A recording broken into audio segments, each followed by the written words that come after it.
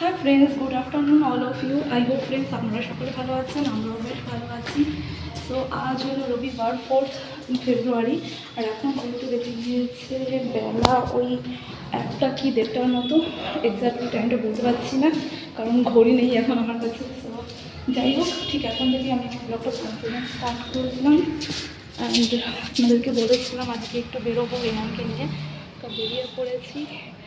আর যেই ড্রেসটা কিনেছিলাম, আই হোপ আপনারা দেখেছেন আমার ব্লগের মাধ্যমে। সো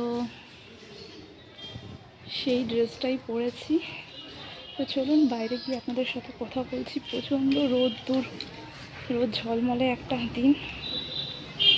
রেহান আসছে, তো চলুন পথে যেতে যেতে আপনাদের সাথে কথা হবে। ওকে, আর ওইদিকে রেহানও চলে এসেছে। সো চলুন। নমস্কার প্রিয় বন্ধুগণ, আমি সঙ্গীতা, আপনাদের সকলকে আমার চ্যানেল হ্যাপি উইথ সঙ্গীতাতে স্বাগত জানাই।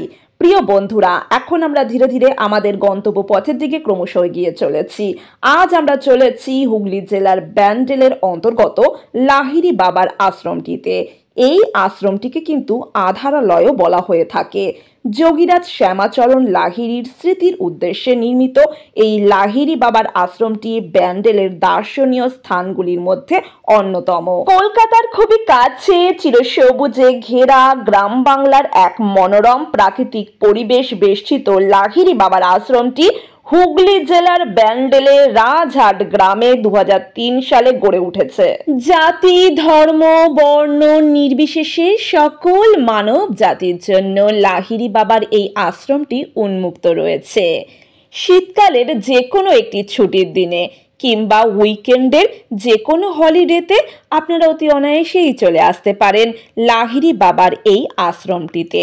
কথা দিচ্ছি বন্ধুরা, আপনারা নিরাশ হবেন না। প্রিয় বন্ধুগণ, আপনারা যারা হুগলি জেলার ব্যান্ডেলের লাহিড়ী বাবার আশ্রমটিতে আসতে ইচ্ছুক তাদের সুবিধার্থে বলে রাখি, হাওড়া থেকে ব্যান্ডেল বা বর্ধমান বা কাটোয়া বা মেমারি লোকাল ধরে সোজা চলে আসলেই ব্যান্ডেল স্টেশন, আর মাথা পিছু ট্রেন ভাড়া পড়বে 10 টাকা। অথবা শিয়ালদা থেকে বর্ধমান বা কাটোয়া লোকাল ধরে অতি অনায়াসেই আপনারা কিন্তু ব্যান্ডেল স্টেশনে পৌঁছে যেতে পারেন, কিংবা নৈহাটি থেকে ব্যান্ডেল লোকালেও কিন্তু আপনারা চলে আসতে পারেন।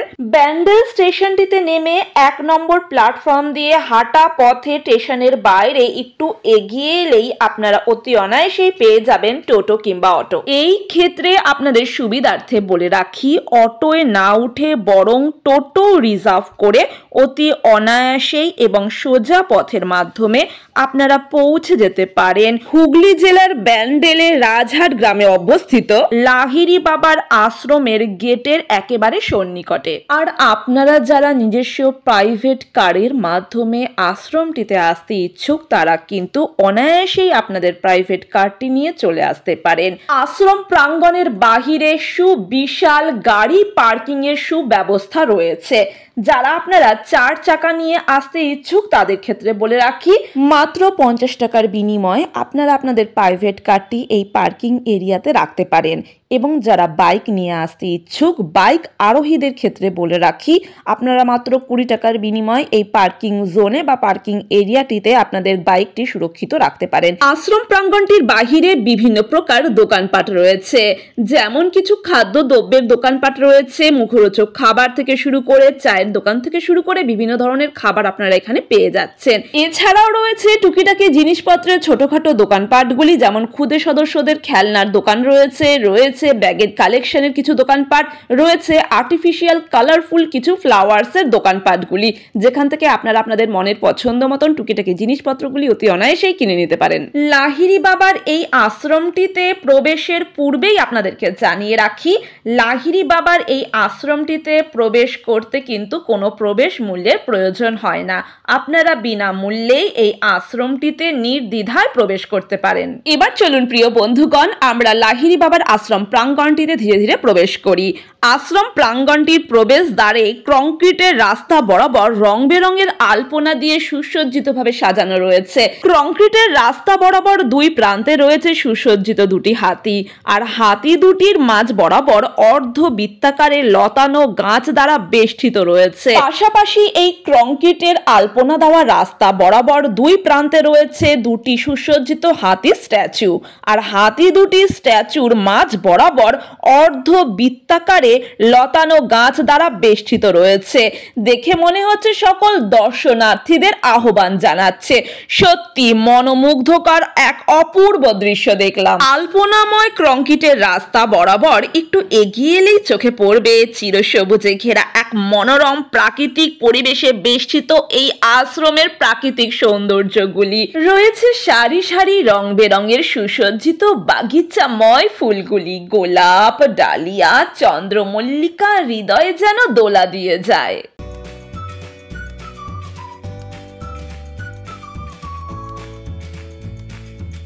আর রয়েছে খাঁচায় থাকা এক ঝাঁক রাজহাঁসের খেলাধুলা।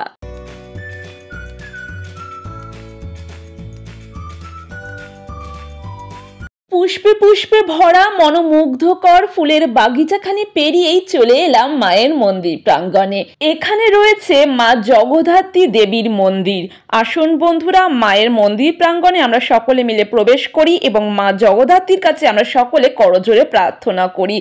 জগৎ জননী মা জগদ্ধাত্রী যেন জগতের সকলের মঙ্গল করেন।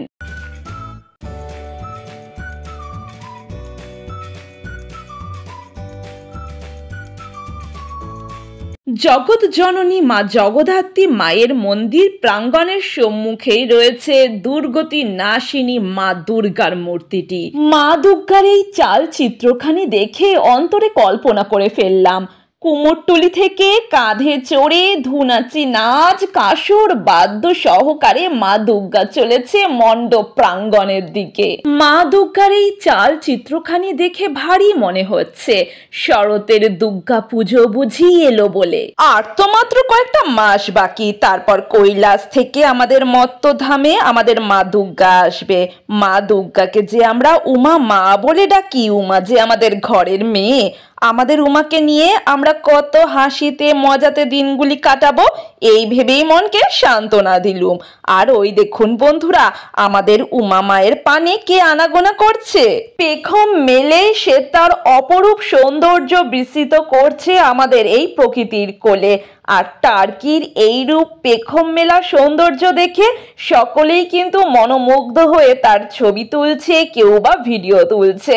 আমিও তার এই অপরূপ সৌন্দর্যটি আমার ব্লগের মাধ্যমে আপনাদের সাথে শেয়ার করার চেষ্টা করলাম। আশা করি আপনাদের নিশ্চয়ই ভালো লাগবে। এবার আসুন বন্ধুরা, আমরা লাহিড়ী বাবার আশ্রম প্রাঙ্গণটির খানিকটি অংশ ঘুরে দেখি। আশা করি আপনাদের নিশ্চয়ই ভালো লাগবে। ওদিকে রয়েছে টার্কির খাঁচা, সেই খাঁচাতে অসংখ্য টার্কি রয়েছে, আর পাশেই রয়েছে কিছু সংখ্যক পাখির খাঁচা, সেখানে রয়েছে রং বেরঙের লাভ বার্ডগুলি। তো চলুন বন্ধুরা, খানিকটি অংশ ঘুরে দেখা যাক।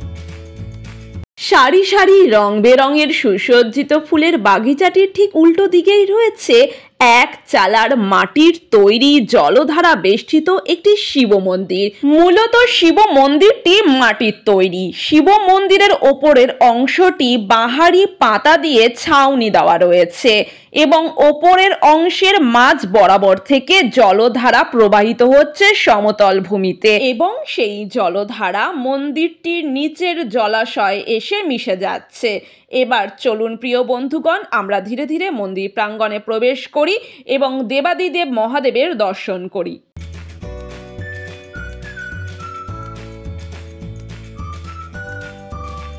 মহাদেবের মন্দিরটির ভেতরের অংশটি সুসজ্জিতভাবে সাজিয়ে তোলা হয়েছে। ঠিক একইভাবে মহাদেবের এই মন্দির প্রাঙ্গণের ভেতরের অংশের চারিদিক থেকে জলধারা প্রবাহিত হচ্ছে।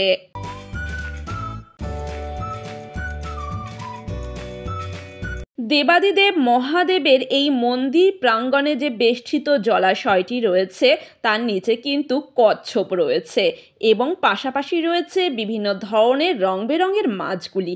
আসুন বন্ধুরা, এক নজরে দেখে নেওয়া যাক।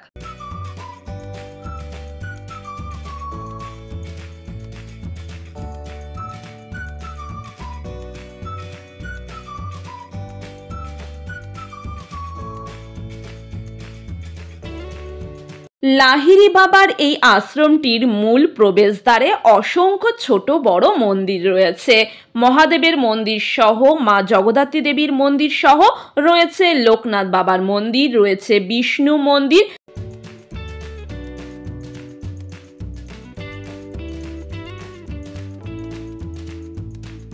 এমনকি রয়েছে সকল ধর্ম বর্ণ নির্বিশেষে মানুষদের জন্য উপাসনাগারগুলি, রয়েছে মাজার, রয়েছে চার্চ, যেখানে জিসাস ক্রাইস্টের কাছে আপনারা প্রার্থনা নিবেদন করতে পারবেন।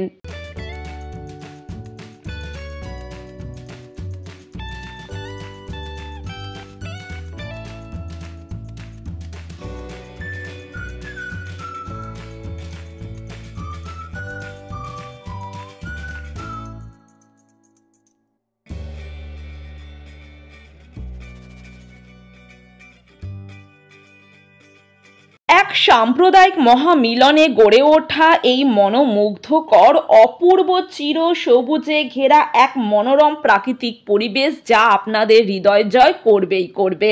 আশা করি প্রিয় বন্ধুগণ, আমার আজকের এই হুগলি জেলার ব্যান্ডেল রাজহাট গ্রামে অবস্থিত লাহিড়ী বাবার আশ্রমটির এই প্রথম ভাগের ব্লগটি আশা করি নিশ্চয়ই ভালো লেগেছে। যদি আমার আজকের লাহিড়ী বাবার আশ্রমের প্রথম ভাগের ব্লগটি আপনাদের ভালো লেগে থাকে, অতি অবশ্যই একটি কমেন্টের মাধ্যমে আমাকে জানাবেন, একটি লাইক করতে কিন্তু ভুলবেন না এবং আমার চ্যানেলের ভিডিওগুলি আপনারা আপনাদের বন্ধু বান্ধব আত্মীয় স্বজনের সাথে অবশ্যই শেয়ার করতে পারেন। আর যে সকল বন্ধুরা এখনো পর্যন্ত আমার চ্যানেলটিকে সাবস্ক্রাইব করে উঠতে পারেননি, অতি অবশ্যই আমার চ্যানেলটিকে সাবস্ক্রাইব করে দেবেন। সাবস্ক্রাইব করার পর পাশে থাকা অল বাটনে হিট করতে ভুলবেন না। আর আপনারা জানেন অল বাটনে হিট করলে সর্বপ্রথম আমার ভিডিও নোটিফিকেশন আপনাদের কাছে চলে যাবে এবং আপনারা সকলে আমার নিত্য নতুন ভিডিওগুলি ওয়াচ করতে পারবেন। তাহলে প্রিয় বন্ধুগণ, আপনারা সকলে ভালো থাকবেন, সুস্থ থাকবেন এবং অনেক অনেক আনন্দে থাকবেন।